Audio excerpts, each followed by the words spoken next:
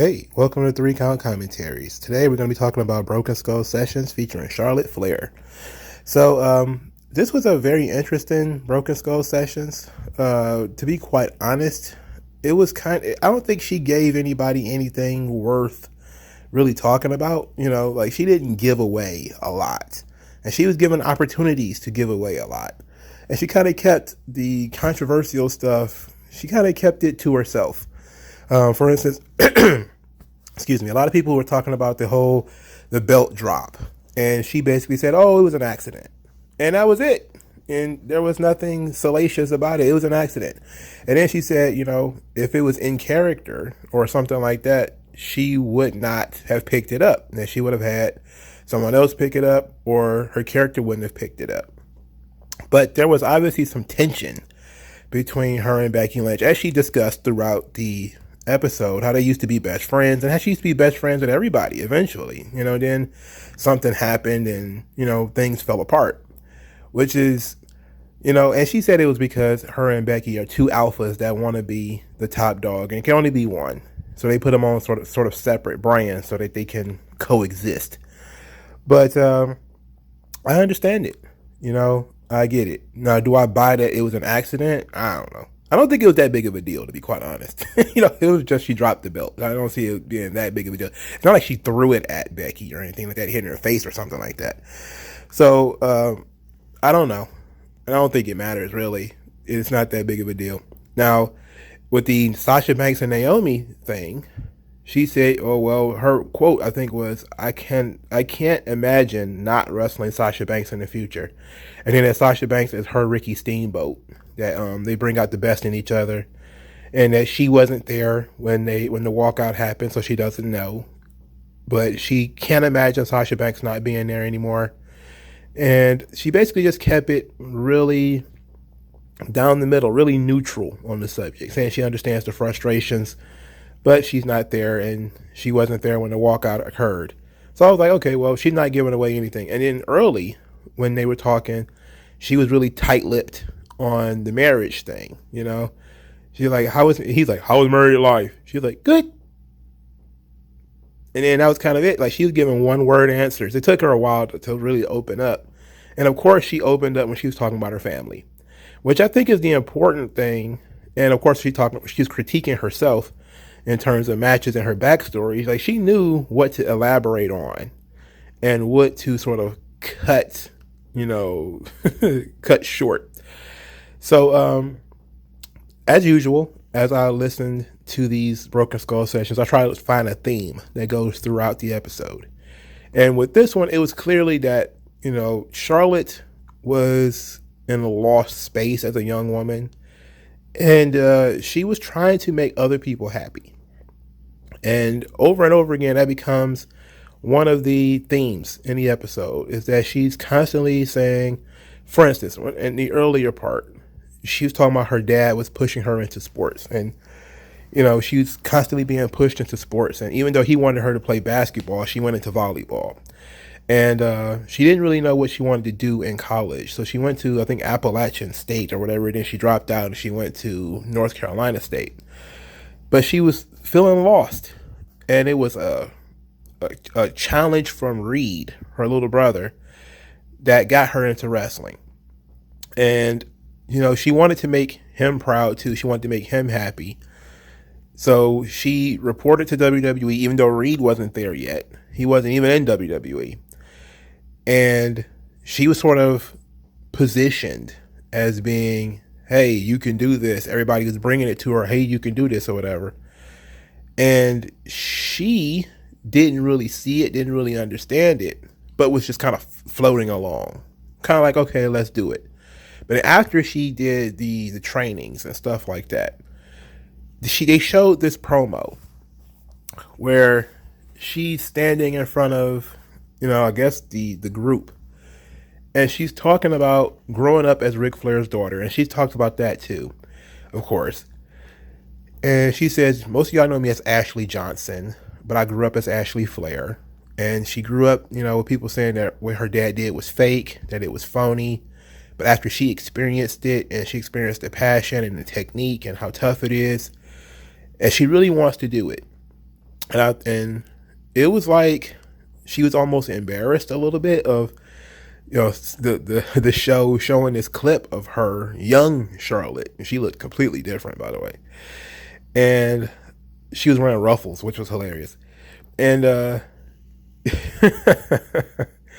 she said, like, as they went back from the promo, she said she really wanted to do this. She just really wanted to be part of it, which was her in the past saying, I just really want to be a part of it.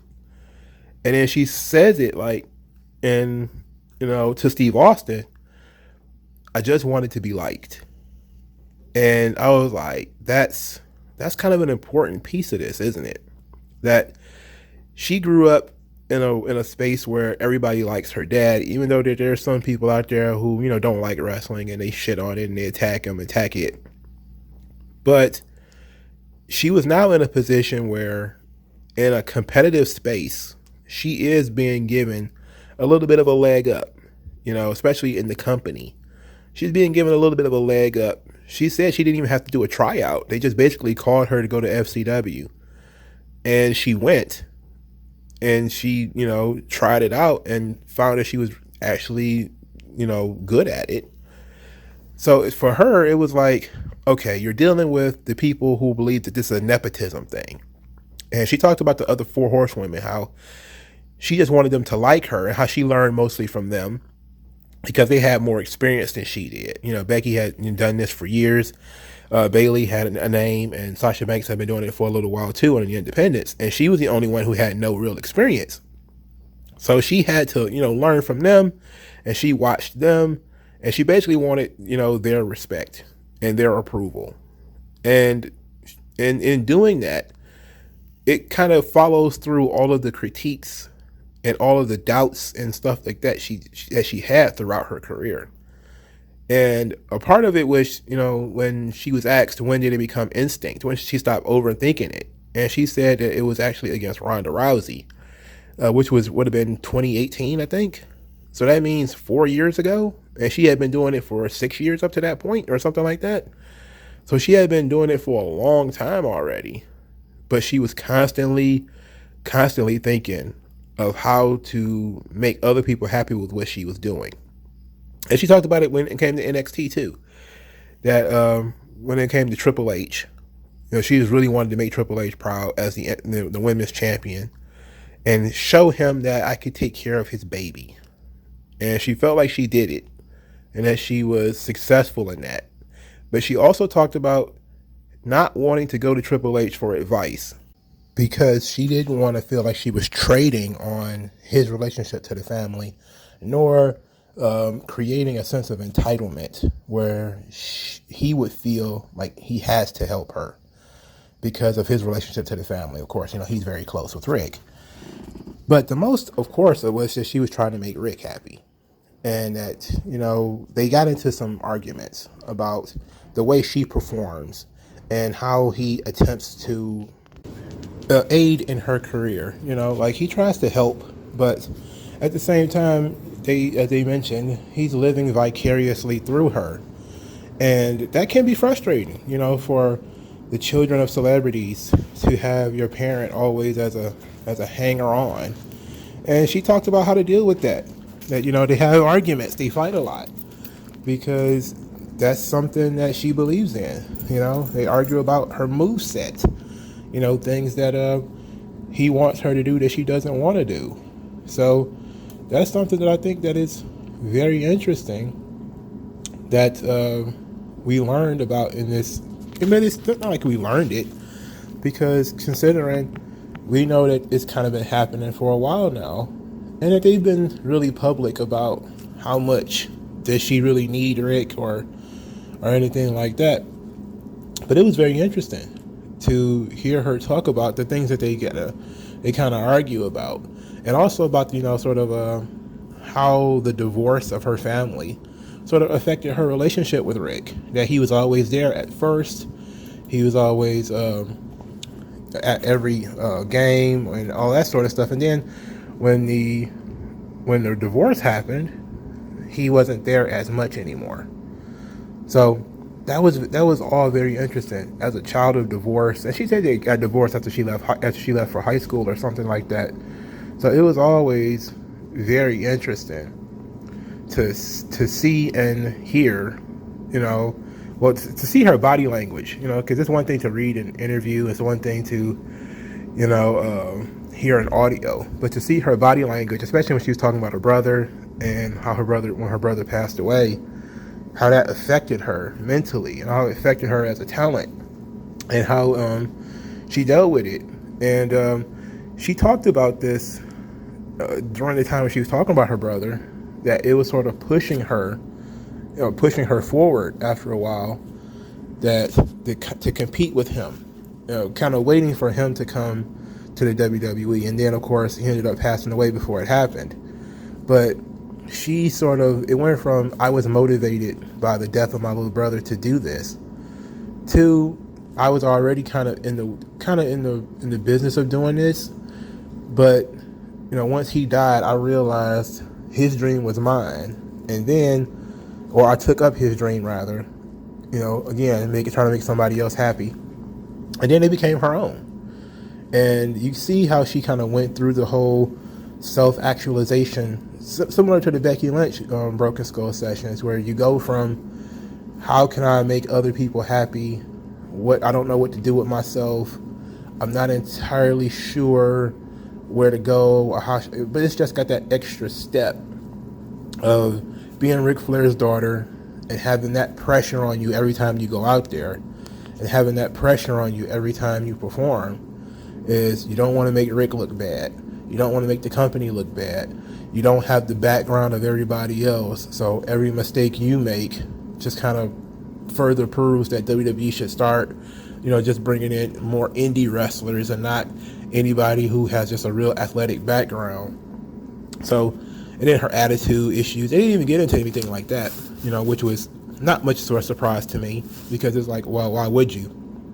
So, but it was a very interesting and enlightening episode of Broken Skull Sessions. But you didn't really get a lot of controversy out of it.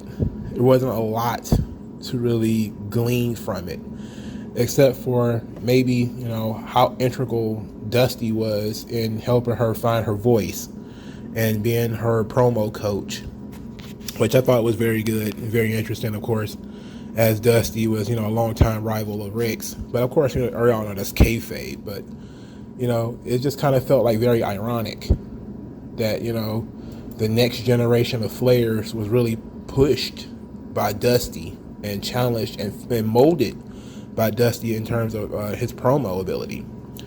And Charlotte talked about this, and I think this probably be the last thing I discuss, is that, kind of being Ric Flair's daughter is a bit of a stigma, because it is something she has to really deal with.